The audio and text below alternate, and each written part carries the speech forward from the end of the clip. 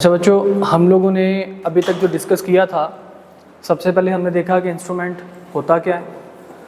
ये हकीकत में कॉन्ट्रैक्ट है जिसमें एक पार्टी के लिए फाइनेंशियल एसेट और दूसरी पार्टी के लिए फाइनेंशियल लायबिलिटी बन जाती है। फाइनेंशियल एसेट दो तरीके से बनता है, डेट इंस्ट्रूमेंट्स की सूरत में और इक्विटी इंस्ट्रूमेंट की सूरत में। और फाइनेंशियल लायबिलिटी आपके पास वो डिबेंचर आप जब इशू करेंगे तो वो फाइनेंशियल लायबिलिटी या लोन वगैरह लेंगे तो इसीलिए हमने इनकी क्लासिफिकेशन की। हमारा स्टैंडर्ड हमें बताता है कि जनाब आपके पास तीन किस्म की आपने अकाउंटिंग करनी है, amortise cost, fair value through OCI और fair value through profit and loss.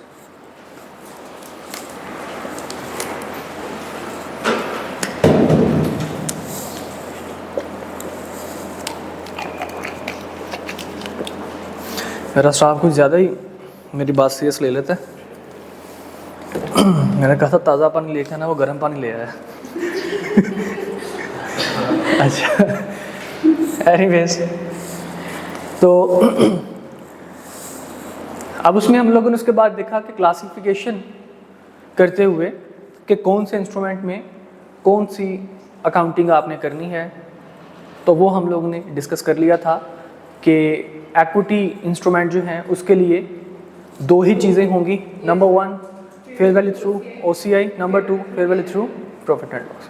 और उसमें हमने देखना क्या होता है जी, होल्डिंग फॉर मैच्योरिटी है, यानी कि आप इसको सेल तो नहीं कर रहे कहीं, होल्डिंग पर्पस के लिए है या ट्रेडिंग पर्पस के लिए, नॉट होल्डिंग फॉर सेल। दोनों सिचुएशन के अंदर हम लोगों ने यहाँ पे डिस्कस कर लिया कि जनाब OCI अगर आपने एक दफ़ा चूज़ कर लिया तो फिर आप प्रॉफिट एंड लॉस की तरफ नहीं जा सकते। इसी तरह फिर हम लोग ने डिस्कस किया कि जनाब हमारे पास जो डेट इंस्ट्रूमेंट हैं उसमें तीन तरह की अकाउंटिंग होती है। उसमें हम आपस में दो क्वेश्चन करते हैं कि हमारा बिजनेस इंटेंशन, हमारी इंटेंशन क्या है, बिजनेस मॉडल क्या है हमारा, कि क्या हम लोगों ने कॉन्ट्रेक्चुअल कैश फ्लो हासिल करना है और उस कैश फ्लो के अंदर जो है वो प्रिंसिपल अमाउंट और इंटरेस्ट अमाउंट शामिल है, तो वो फिर किधर जाएगा, वो जाएगा हमारे पास अमोर्टाइज कॉस्ट में। ठीक है।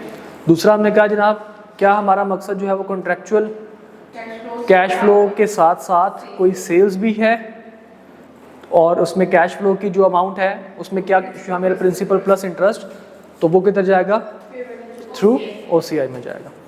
और तीसरी चीज़ हमने डिस्कस की कि जनाब अगर आपके पास अदर देन दैट, ठीक है, मतलब कोई सिचुएशन अगर इन दोनों से मीट नहीं कर रही तो फिर किधर जाएगा, वो fair value through profit and loss में जाएगा। ठीक है जी। हमने डिस्कस किया था अमोर्टाइज्ड कॉस्ट का, एक एग्जांपल हमने की थी कि अमोर्टाइजेशन किस तरह से होती है। दो रेट्स हमने पढ़े थे, एक रेट था हमारे पास कूपन रेट, एक रेट था हमारे पास effective rate. Effective rate of interest वो होता है जो हमें मार्केट में उसका रिटर्न मिलता है, ठीक है, और ये नॉर्मली हमारा इंटरेस्ट शामिल होता रहता है आपके अमोर्टाइज्ड कॉस्ट के अंदर। और कूपन रेट वो होता है जो हमारे इंस्ट्रूमेंट के फेस पे लिखा होता है और ये हमेशा फेस वैल्यू पे ही इम्पैक्ट होगा और इसके बदले में हमें कैश मिल रहा होगा। तो हमारा जो आउटस्टैंडिंग बैलेंस होगा उस पे इफेक्टिव रेट आया करेगा और जो हमारा पार वैल्यू होगी उसके ऊपर कूपन रेट आया करेगा। ठीक है। और आउटस्टैंडिंग बैलेंस हम लोग कैसे निकाला करेंगे, opening amortised cost plus effective rate वाला इंटरेस्ट आउटस्टैंडिंग के ऊपर माइनस जो हमारे पास कूपन रेट जो है वो हम लोग उसको माइनस किया करेंगे। क्लियर। यहाँ तक हमने डिस्कस किया था। एक हमने एग्जांपल की थी, एक आध एग्जांपल हम आज और करते हैं, उसके बाद इंशाल्लाह हम फाइनेंशियल लायबिलिटी की तरफ जाएंगे और उसके बाद फिर इंशाल्लाह हम लोग अपने पास्ट पेपर्स के क्वेश्चंस करेंगे। ओके, देखिए जनाब यहाँ पे मेरे पास एग्जाम्पल नंबर 10 है जी, बिलाल लिमिटेड वाली। This is page number 241। Bilal limited की जनाब बात कर रहे हैं जी, सबके सामने है question.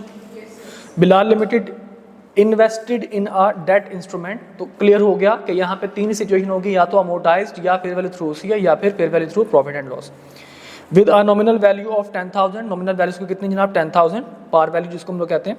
The instrument is redeemable in 2 years at a premium of 1680 and has been classified as at amortised cost. उसने कहा जनाब ये रिडीमेबल है, मतलब हमें वापस इसके पैसे मिल जाने हैं, तो इसको आपने किसका पार्ट बनाना है, इसको आपने डेट इंस्ट्रूमेंट का पार्ट बनाना है और उसने खुद ही आपको बता दिया कि अमोर्टाइज्ड कॉस्ट पे इसने लेके चलना है। The coupon rate is 2% while the effective interest rate is 10%। उसने दोनों में बता दिए। कहता जी how will this be reported in the financial statement of the Bilal limited over the period of redemption, over a period to redemption, कि redemption तक इसको आप कैसे अकाउंट फॉर करेंगे। तो हमने पहले भी एक क्वेश्चन कल की क्लास में, लास्ट क्लास में हमने डिस्कस किया था। अभी हम दोबारा फिर इसका एक स्केड्यूल बनाते हैं जी, जिसमें हमारे पास क्या आएगा, ईयर्स आएगा, उसके बाद ओपनिंग, उसके बाद effective rate at the rate of कितने परसेंट है इफेक्टिव रेट, इफेक्टिव रेट 10% है। उसके बाद जनाब हमारा आएगा कैश जो हमें पे करना है, सॉरी जो हमें मिलेगा, हकीकत में ये कूपन रेट है एट द रेट ऑफ कितने परसेंट है, ये 2% है। और लास्ट में हमारे पास आ जाएगा क्लोजिंग। पहले साल जितने का आपने इशू किया, कितने का आपने इशू किया जनाब, 10,000 का जी, जितने पे हमने इशू किया होगा इनिशियली हम लोग उसी को फेयर वैल्यू कंसीडर करते हैं, उसी को हम लोग मान लेते हैं। अच्छा जनाब, इफेक्टिव रेट कितना है जनाब, 10% इसका, तो इफेक्टिव रेट हमारा 1,000 रुपये आ गया और इसका 2%।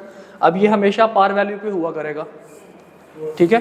तो कितना आएगा जनाब, ये 200, ये माइनस हो गया, रिमेनिंग आपके पास कितना आ गया, 10,800 जनाब। दूसरा साल आया, कितने साल में रिडीम होना था इसने, 2 साल में इसने रिडीम होना था, दूसरा साल आ गया जनाब। अब ये 10,800 के ऊपर ही आएगा इफेक्टिव रेट भी 1,080। और अब दूसरे साल में हमें कितनी पेमेंट मिलनी है, एक तो हमें 200 रुपये मिलना है, दूसरा हमें कितना मिलना है जी, उसने क्या बताया हुआ है कि रिडम्पशन कितने पे होगी, 1680 के प्रीमियम पे। ऐसे ही है जी, प्रीमियम का मतलब होता है कि पार वैल्यू से इतने हमें ज़्यादा पैसे मिलेंगे।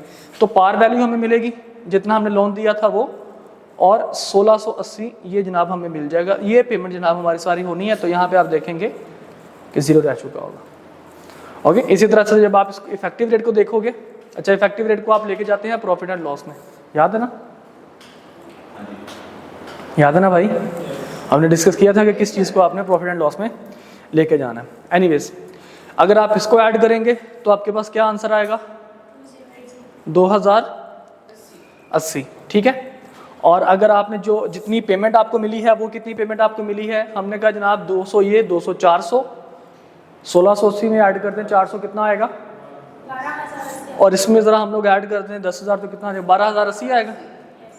अच्छा, हमारा एक्चुअल था कितने का, हमें कितने पैसे ऊपर मिले, और ये इसके बराबर होना चाहिए, ठीक है। मतलब जितना ऊपर हमें कैश मिला है वो हमारे प्रॉफिट एंड लॉस में जाना चाहिए इफेक्टिव रेट के हिसाब से। यहाँ तक के मसले मसाइल, यहाँ तक के प्रॉब्लम, ऑल ओके। अच्छा, ये था हमारे पास अमोर्टाइज्ड कॉस्ट वाला। अब हम एक फटाफट डिस्कस कर लेते हैं कि जिसमें हम लोग कहते हैं कि जनाब हमारे पास ये फेयर वैल्यू थ्रू OCI में जाएगा। ओके, ज़रा इसके बाद अगली एग्जांपल MK लिमिटेड वाली एग्जांपल नंबर 11 देख लीजिए। अच्छा बेटा, ये जो एग्जांपल्स हैं ये पास्ट पेपर के भी थोड़े बहुत क्वेश्चंस हैं इसके अंदर। जो कंप्रीहेंसिव एग्जांपल्स हो तो टिपिकल पास्ट पेपर्स है ना, वो मैं आपको मेंशन भी कर दूंगा कि कौन से अटेम्प्ट का ये पेपर है। तो जनाब देखिएगा, MK limited has invested in a debt instrument, details of which are as follows. Fair value जनाब 10,000 रुपये की, प्रीमियम पेड ऑन इन्वेस्टमेंट 800 रुपये, transaction paid on the investment 200 रुपये, coupon rate of the instrument 12%, term of instrument 4 years। MK Limited has a policy to classify investment in debt instrument at amortized cost। और उसके बाद जनाब कहता है जी effective rate of interest rate of instrument is approximately 8.92%, ठीक है जी। अब यहाँ पे हमें फ़िलहाल वो अमोर्टाइज्ड कॉस्ट की ही बात बता रहे हैं, शायद अगले एग्जाम्पल में इसने बताया हो, लेकिन इसमें एक छोटा सा पॉइंट आप लोगों के साथ डिस्कस करना है, वो अगली एग्जाम्पल में OCI वाला, हाँ ठीक है। एनीवेज, यहाँ पे एक छोटा सा पॉइंट बेटा आप लोगों के साथ डिस्कस करना है। देखिए बेटा, जैसे मैंने बताया कि जितनी वैल्यू पे आप इशू करेंगे उसी को हम लोग क्या मानेंगे, इसकी फेयर वैल्यू मानेंगे। और हमने क्या कहा था कि अमोर्टाइज्ड कॉस्ट में आपके पास एसेट जो है, इंस्ट्रूमेंट जो है, वो आप किस पे इशू करते हैं, किस पे रिकॉग्नाइज करते हैं, initial cost plus fair value के ऊपर। ठीक है, तो ये वो वाला पॉइंट आपको जस्ट समझाने के लिए, अदरवाइज स्केड्यूल वगैरह में इसका नहीं बनाऊंगा। तो यहाँ पे देखिए क्या कह रहा है जी आपके पास, एक तो फेस वैल्यू कितनी है 10,000, फेस वैल्यू कितनी है जी इसकी, फेस वैल्यू फेयर वैल्यू ने समझ लेना 10,000, और हमने इशू कितने पे किया, जितने पे इशू करेंगे हकीकत में वो हमारे पास फेयर वैल्यू होगी। हमने कहा था जनाब इसको हमने प्रीमियम लगा के इशू किया, ऐसा ही है। देखिए उस क्वेश्चन में क्या कह रहा है, फेस वैल्यू इतनी है और premium paid on the investment, कि हमने इतने का जनाब हमने प्रीमियम जो है वो पे किया, तभी जाके हमें ये इंस्ट्रूमेंट मिला। तो कितने का प्रीमियम जनाब, 800 रुपये का हमें प्रीमियम मिल गया। अब जनाब हमारी फेयर वैल्यू कितनी आई, 10,800। ठीक है जी, तो दिस इज फेयर वैल्यू, यानी कि जितना आप इशू करेंगे, इशू तो कोई और बंदा करेगा, जितने का आप वो इंस्ट्रूमेंट परचेज करेंगे। ठीक है, और इसके बाद आपको पता है कि फेयर वैल्यू आपके पास ये आ गई, और हमारी इनिशियल रिकॉग्निशन किस पे होगी, इसमें हम लोग ऐड कर देंगे किस चीज़ को, ट्रांजैक्शन कॉस्ट को। कितना जनाब ट्रांजैक्शन कॉस्ट, 200 जनाब। तो कितना हो गया ये, नहीं 11,000 पे जनाब ये हमारा रिकॉर्ड हो गया। ठीक है, बाकी आपको पता है कि फिर इसी चीज़ को हम आगे लेकर जाएंगे, इसका स्केड्यूल वगैरह बनाएंगे। ठीक है, तो मैं उस तरफ नहीं जा रहा क्योंकि ऑलरेडी हमने इसके 2 एग्जांपल्स कर रहे हैं। अच्छा, ये हम फटाफट आते हैं जनाब हमारे एग्जांपल नंबर 12 की तरफ, जनाब कलाम लिमिटेड की तरफ। देखिएगा ये हमें किस तरफ लेके जाता है जी।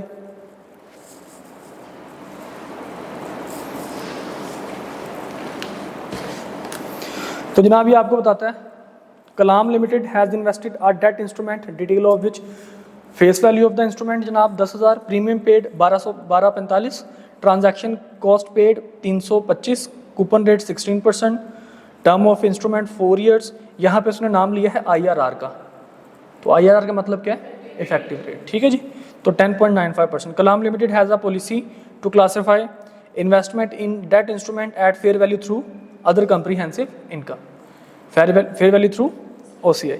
कहता जी calculate initial and subsequent measurements amount of above instrument and prepare journal entries. जनाब आपने इसकी जर्नल एंट्रीज भी बनानी है। अब हमारे पास फेयर वैल्यू थ्रू OCI में अगर हम जाते हैं तो कौन सी किस तरह की आप अकाउंटिंग करते हैं, तो हमने कहा था जनाब फेयर वैल्यू थ्रू OCI में जाएंगे तो आपकी जो इनिशियल रिकॉग्निशन है वो किस पे होनी चाहिए, fair value plus transaction cost. ठीक है जी, और सब्सिक्वेंटली किस पे मेजर होगी, ये फेयर वैल्यू पे मेजर होगी। ठीक है जी, फेयर वैल्यू पे मेजर होगी। और उसके बाद हमने कहा था जनाब जो भी आपके पास प्रॉफिट या लॉस आपके पास इंटरेस्ट इनकम के तौर पर आएगा, आप उसको किधर लेके जाएंगे, जी। तो कहता है जनाब अमाउंट, मैं यहाँ पे पढ़ देता हूँ दोबारा ताकि आप लोगों को याद दहानी हो जाए। तो कहता है जनाब द अमाउंट्स, कौन सी amounts, interest income that are recognised in profit और loss are the same as the amounts that would have been recognised in profit और loss if the financial asset had been measured at amortised. कहता है जी profit and loss में आपने वही amount लेके जानी है जो आप अमोर्टाइज्ड कॉस्ट में लेके जाते हैं। जी मैं सर अभी फेयर वैल्यू के दरमियान जो डिफरेंस होगा उसकी बात कर रहे हैं। अभी हम जो बात कर रहे हैं, हम बात कुछ और कर रहे हैं कि प्रॉफिट एंड लॉस में जो इंटरेस्ट इनकम होगी, इंटरेस्ट इनकम फेयर वैल्यू का डिफरेंस नहीं होता। ठीक है, तो कहता है जी इंटरेस्ट इनकम जो है वो आप किस तरीके से इसको कहाँ पे लेके जाएंगे, तो उसने कहा जी ना प्रॉफिट एंड लॉस में लेके जाएंगे, ऐसे ही जैसे अमोर्टाइज्ड कॉस्ट में, मतलब जैसे हमने अमोर्टाइज्ड कॉस्ट में हमने बनाया था उसी तरह से हम यहाँ पे भी स्केड्यूल बनाएंगे ताकि हमें पता चले कि प्रॉफिट एंड लॉस में हमने कौन सी चीज़ लेके जानी है। लेकिन फ़र्क क्या होगा कि हम रिकॉग्नाइज कर रहे थे अमोर्टाइज्ड कॉस्ट पे दूसरे साल, हर साल के बाद, लेकिन यहाँ पे क्या होगा, फेयर वैल्यू भी होगा। ठीक है जी, तो देखिए जनाब हमारे पास कलाम लिमिटेड वाला क्वेश्चन जनाब हम कर रहे हैं और उसने नीचे बता दिया जनाब आपके पास कि कलाम लिमिटेड फेयर वैल्यू जनाब पहले साल पे 11,500 है, दूसरे साल पे 11,200 है, तीसरे साल पे जनाब 10,700 है। ठीक है जी,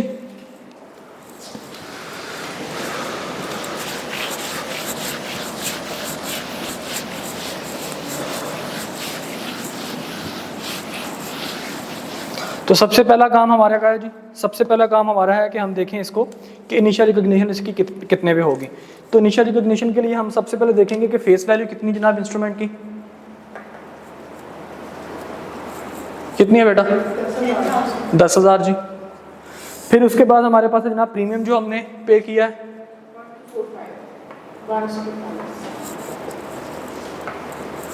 तो ये मिलाकर कितना हो गया जनाब हमारे पास? सॉरी, 11,245। अच्छा, और इसमें हमने ये फेयर वैल्यू आ गई, और इसमें हमने ऐड करनी है किस चीज़ को? ट्रांजैक्शन कॉस्ट को हमने ऐड किया, कितना आ गया जनाब? सॉरी 325। तो कितना हो गया बेटा? ये 11570। ये जनाब हमारे पास है इनिशियल रिकॉग्निशन। हमने इसी तरह से इसका स्केड्यूल बना लेंगे, जैसे हमने ईयर्स, ओपनिंग, उसके बाद effective rate at the rate of कितने परसेंट है इफेक्टिव रेट? 8.95%, 10.95%। और उसके बाद जनाब कूपन रेट कैश 16%, और उसके बाद क्लोजिंग जी। तो पहले साल में ओपनिंग कितना था?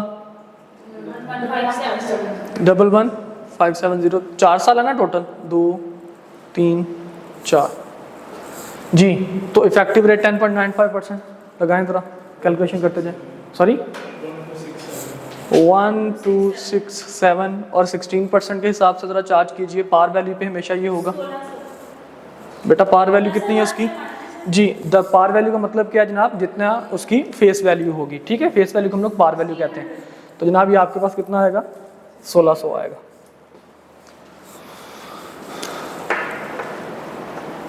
और क्लोजिंग 11237, और इसी तरह से जनाब 11237, और इसका इफेक्टिव क्या चीज़ बेटा? जब हम इसकी अमोर्टाइज करते हैं ना, अमाउंट जब हमने प्रॉफिट एंड लॉस वाली अमाउंट निकालनी है, तो उस टाइम पे हमने रिकग्निशन की हम यहाँ पे बात नहीं कर रहे। उसने में क्या कहा था कि जो प्रॉफिट एंड लॉस की जो अमाउंट है, जो प्रॉफिट एंड लॉस की अमाउंट है, आपने ऐसे इसको कंसीडर करना है उसको निकालने के लिए कि जैसे आप क्या कर रहे हो, अमोर्टाइज कॉस्ट निकाल रहे हो, ठीक है। तो ये हम प्रॉफिट एंड लॉस की फिगर निकालने के लिए हम लोग कर रहे हैं, ओके। जब हम मेजरमेंट करेंगे, जनरल एंट्रीज जब हम लोग इंशाल्लाह पास करेंगे, तो फिर हम उसको फेयर वैल्यू पे कंसीडर करेंगे। अच्छा जी, जी बेटा 1 2 3 ओके जी। और ये अगेन 1600 ही आएगा। 10867 10867 जी बेटा 1600 जी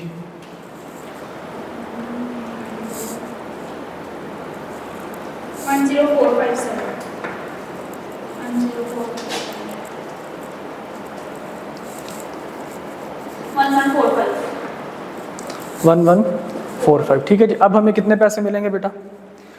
उसने कहा कि कुछ प्रीमियम वगैरह हमें मिलेगा, कुछ भी नहीं बताया यहाँ पे क्वेश्चन में, उसने कुछ नहीं बताया। तो एक तो 1600 हमें मिलेगा, और दूसरा इसका जो पार वैल्यू थी, यानी कि जितने का इंस्ट्रूमेंट था उतने हमें उसके पैसे वापस मिल जाएंगे। और पार वैल्यू कितनी जनाब हमारे पास? 10,000। तो दोनों को ऐड कर लें, कितने का? तकरीबन एक जितना ही होगा, 1-2 रुपए का ही फर्क आएगा राउंडिंग ऑफ की वजह से। आप इसको अगर 5 कर देंगे तो मेरा ख्याल है कि बराबर आ जाएगा, ठीक है। इसको 5 कर देंगे तो बराबर आ जाएगा, 45 और 55, ठीक है जी। अच्छा जी, अब जनाब हमारे पास प्रॉफिट एंड लॉस की अमाउंट हमारे पास आ गई हर साल के लिए। ये क्योंकि प्रॉफिट एंड लॉस में जाएगा, तो हम देख लेंगे प्रॉफिट एंड लॉस में इंटरेस्ट को हमने किस तरह से इस इनकम को जनरेट करना है। अच्छा जी, अब उसके बाद हमें बताया जाता है कि भाई साहब आपके पास फेयर वैल्यू जब सब्सिक्वेंट मेजरमेंट होगी, आपने इसको लेना है फेयर वैल्यू पे। तो आइए ज़रा इसके हम लोग एंट्रीज पास करते हैं।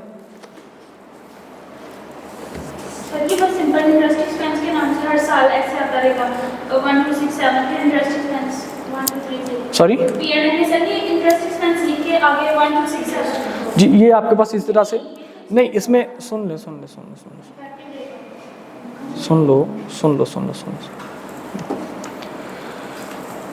इसमें ये जो अमाउंट है, हमने प्रॉफिट एंड लॉस की जो अमाउंट हमने निकालनी है इफेक्टिव रेट की, ठीक है, ये हमारे पास इस तरह से निकलेगा। अब इसमें एक स्टेप आगे है, एक चीज़ आगे है।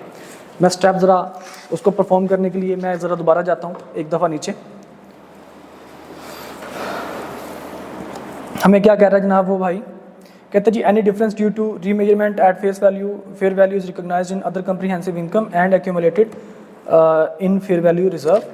ठीक है जी, तो ऊपर उसने इंटरेस्ट के अमाउंट हमें सिंपली उसने ये वाली चीज़ बता दी। अच्छा, अब फेयर वैल्यू का जो डिफरेंस होगा वो किधर जाएगा? ओसीए में जाएगा। ठीक है, अब क्योंकि हम अपने कूपन रेट माइनस करवा रहे हैं हम लोग और हमारा इफेक्टिव रेट हम क्या कर रहे हैं? ऐड कर रहे हैं। तो इसका मतलब क्या हुआ कि हम अपनी हर साल की क्या निकाल रहे हैं? फेयर वैल्यू अपने एंड पे निकाल रहे हैं।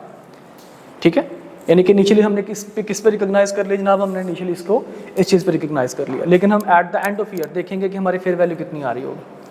अब ये जो पॉइंट है क्लोजिंग वाला, ये क्लोजिंग वाले जितने भी आपके पॉइंट्स हैं ये सारे के सारे ये हमें बताते हैं कि मार्केट में इस टाइम पे हमारा जो इंस्ट्रूमेंट है, जो हमारा डेट इंस्ट्रूमेंट है, उसकी वैल्यू क्या है। ठीक है, ये हमें क्या बताएगा कि मार्केट में हमारा जो डेट इंस्ट्रूमेंट है उसकी वैल्यू इसकी कितनी है। ठीक है, क्योंकि अमोर्टाइज्ड कॉस्ट में क्या कहा था कि इनिशियली आप fair value plus transaction cost पे और सब्सिक्वेंटली किस पे रिकॉर्ड करते हैं? फेयर वैल्यू पे। ठीक है, ओके। तो अब अमोर्टाइज्ड कॉस्ट पे सॉरी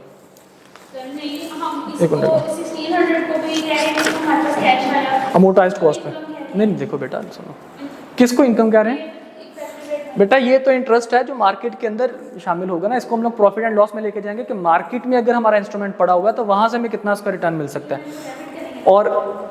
और ये जो है बेटा, इसको तो ये जो आपके पास सुन ले ये बेटा, ये प्रॉफिट एंड लॉस में जाएगा। ठीक है, इस बात से हम लोग थोड़ा सा आगे निकल आए हैं। दोबारा सुन लीजिए, हमें स्टैंडर्ड क्या बताता है कि आपके पास जो भी इंटरेस्ट इनकम होगी वो किधर जाएगी? किधर जाएगी? वो प्रॉफिट एंड लॉस में जाएगी। किस तरीके से जाएगी? उसी तरीके से जाएगी जैसे आप अमोर्टाइज्ड कॉस्ट में लेके जाते हो, तो वो हमने निकाल लिया। ठीक है, हम अब इस चीज़ से आगे आ गए। अब अगला पॉइंट हम क्या कह रहे हैं?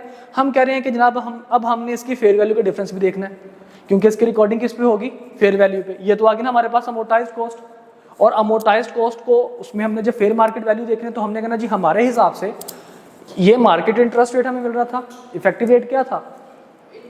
IRR था ना। IRR क्या था कि जनाब मार्केट में हमारे पास जो है वो इतना हमें फॉर एग्जांपल हमें रेट वगैरह मतलब इतना हमारा रेट ऑफ रिटर्न है। ठीक है, तो हमारा इतना रेट ऑफ रिटर्न था हमारे हिसाब से, और ये जनाब हमें कैश मिल गया, तो ये हमारे वर्थ रहेगी किसकी? हमारे इंस्ट्रूमेंट की। ठीक है, अब हमारे हिसाब से इंस्ट्रूमेंट की वर्थ कितनी है? इतनी। अब हमें देखना ये है कि हमारे इंस्ट्रूमेंट की जो फेयर वैल्यू है वो हर साल के एंड पे जब हम इसको रीमेजर करेंगे तो कितनी होगी। गॉट इट और नॉट? ठीक है, हम इस पॉइंट से बेटा आगे निकल आए हैं। प्रॉफिट एंड लॉस हम लोग आगे निकल, ये तो जाएगा प्रॉफिट एंड लॉस में, ये तो हमने कर लिया था। क्लियर? समझ आई बात की? अब जनाब हम जरा फेयर वैल्यू देखते हैं जी। आप फेयर वैल्यू हर साल अलग अलग देख सकते हैं। उसने ईयर 1 पे भी बताया हुआ, ईयर 2 पे भी और ईयर 3 पे भी उसने आपको फेयर वैल्यू, क्योंकि 4th ईयर में रिडीम हो जाना तो वहाँ पे तो हमारे पास इंस्ट्रूमेंट रहेगा ही नहीं। ठीक है, तो आप चाहें तो इसको फेयर वैल्यू को इसके साथ एक एडिशनल कॉलम में ले आइए, अगर आप चाहें तो आप इसको अलग से लिख लीजिए हर साल की रिकग्निशन करते हुए। ठीक है, दोनों के दोनों कोई मसला नहीं। मैं आपकी बुक वाले ने जैसे लिखा हुआ मैं उसको उसी तरह से कर देता हूँ ताकि आप लोगों के लिए ज़रा अंडरस्टैंडिंग पर्पज से आपके आसानी रहे। हमने कहा जनाब फेयर वैल्यू, मैं इस वजह से इसको ब्लू में लिख रहा हूँ ताकि आपको पता चले कि जब आपने प्रॉफिट एंड लॉस निकालना है तो उसके लिए आपने क्या करना है जी। अच्छा जी, फेयर वैल्यू कितनी है जनाब पहले साल के एंड पे? उसने हमें क्या बताया? 11,500 जी। दूसरे साल पे 11,200। तीसरे साल पे 10,700। ये जनाब उसने हमें बता दिया कि आपके हिसाब से क्लोजिंग में आ रहा था और हमारे हिसाब से जो है वो फेयर वैल्यू मार्केट के हिसाब से इतनी आ रही है। तो अब जनाब हमने कहा था कि इन दोनों का जो डिफरेंस होगा, किनका डिफरेंस?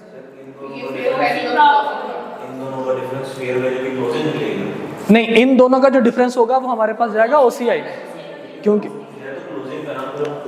नहीं क्लोजिंग नहीं। बेसिकली ये जो आपके पास अमाउंट आ रही है ना, ये साल के एंड पे हमारे इंस्ट्रूमेंट की कितनी वर्थ है वो हमें बता रहा है। ठीक है, और हम कहते हैं कि इसको मार्केट में लेके जाएंगे तो इसकी फेयर वैल्यू ये लगेगी। और हमने क्या कहा था कि जनाब जब भी हमने सब्सिक्वेंट मेजरमेंट करनी है, इनिशियल तो हमने मेजर कर लिया इस पे, तो हमने कहा जनाब जब भी हमने इसकी सब्सिक्वेंट मेजरमेंट करनी है साल के एंड पे जाके, तो हम देखेंगे कि साल के एंड पे हमारे पास इंस्ट्रूमेंट की वर्थ कितनी थी और उसकी फेयर वैल्यू कितनी है। तो दोनों का जो डिफरेंस होगा, अगर तो हमारी फेयर वैल्यू ज़्यादा हुई तो OCI में इनकम के तौर पर आएगा, और अगर हमारी फेयर वैल्यू कम हुई तो OCI में लॉस के तौर पर आएगा। ठीक है, तो यहां पे मैं लिख देता हूं कुछ इस तरह से, OCI गेन या फिर लॉस, मैं नेगेटिव लॉस को कर देता हूं। मतलब क्या हुआ कि फेयर वैल्यू माइनस क्लोजिंग करूंगा जी। तो इन दोनों का डिफरेंस लीजिए, फेयर वैल्यू माइनस क्लोजिंग कीजिए, 263। ओके जी, इन दोनों का डिफरेंस लीजिए,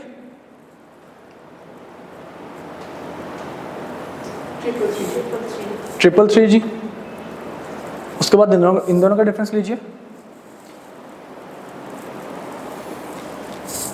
245। ये अमाउंट ठीक निकाली है क्योंकि आपके बुक वाले ने इस अमाउंट को गलत लिखा हुआ है, उसने 11,130 लिखा हुआ है, ये अमाउंट ठीक है?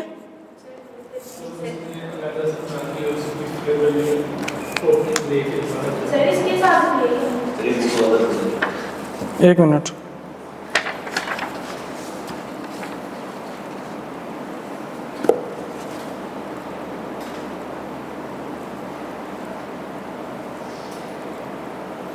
सोचा था इसलिए मैं कर रहा था कि इसको अलग से ही कर लेते हैं, मैं रिस्क नहीं लेता होता।